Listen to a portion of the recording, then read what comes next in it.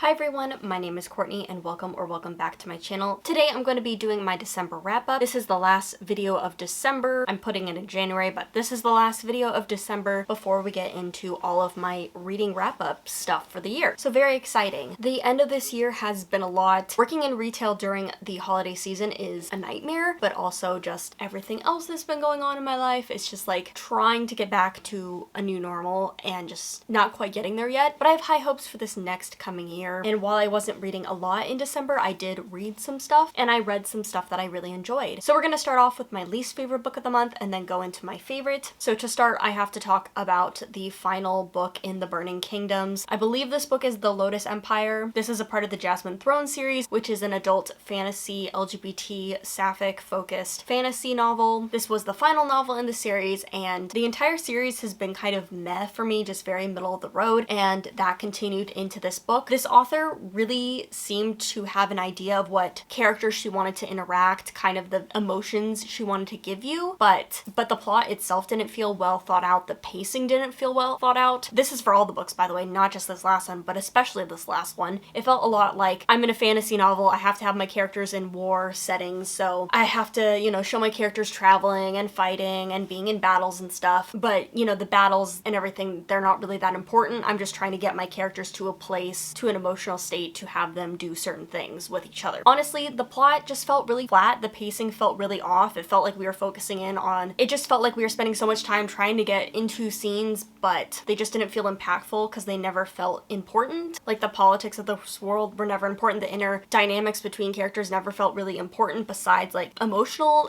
more intimate dynamics between the main characters. So like the political play just didn't feel important to the story. And just everything felt very surface level. Setting felt very surface level. The magic felt very surface level. I just never felt like I dove in deep enough to understand, to visualize, to see everything. And even though the characters were really interesting to me, I really felt like those three main characters were really interesting perspectives to read from, to have these women connect with each other in different ways. I never really cared about them because I didn't care about the world or whatever was going around them. It just didn't seem to matter. And so the relationships just felt really flat as well because these big important moments that are supposed to mean something didn't. So why are these two main characters falling in love with each other? I don't really get it. And I never really did, and yeah, it felt really middle of the road. I thought the writing was good, especially through an audiobook form. I felt like the audiobook really enhanced the writing. I've seen comments on Goodreads that say that it's really simplistic. I don't know, to me it felt really elevated, but again, it could have been the audiobook narrator. I felt transported in that way. Everything else unfortunately just felt like a slog to get through. It just felt very middle of the road, very surface level, very underdeveloped. Unfortunately, the Jasmine Throne was not my favorite, but I was able to finish the series this year. At least I got that going. The next book I read was I'll Be Home for Christmas by Georgia K. Boone. This is a queer adult holiday romance, and it is inspired by the movie The Holiday. It's very cutesy, rom-com-y. We have one of our main characters who is from San Francisco, who is a tech girl who does art stuff for a tech company with her sister, who's been kind of sloggy, who's been kind of flaky, and so she needs to get away from her sister, from her parents, from all the stuff that feels like it's crushing her. So she does a house swap with our other main character, and she ends up in Ohio on a farm, and she starts to fall in love with this girl's ex-fiance. That is a male-female relationship, and the other relationship is between her and this girl's sister, and she is just trying to come into her own queerness, trying to discover herself, being in San Francisco, being around the history of that, just allowing herself to experience things that she didn't get to experience in her small town. And I really liked this. It was really cute. It was fluffy. Because it is like a rom-com that takes place only over a couple of weeks, you know, there's some like, okay, are they really falling for each other kind of a thing. But overall, I do really like the focus on the main characters and their like internal issues. So the romance was more of like a fun side fluffy plot versus like being the whole thing. This book could have been longer. It's two people's stories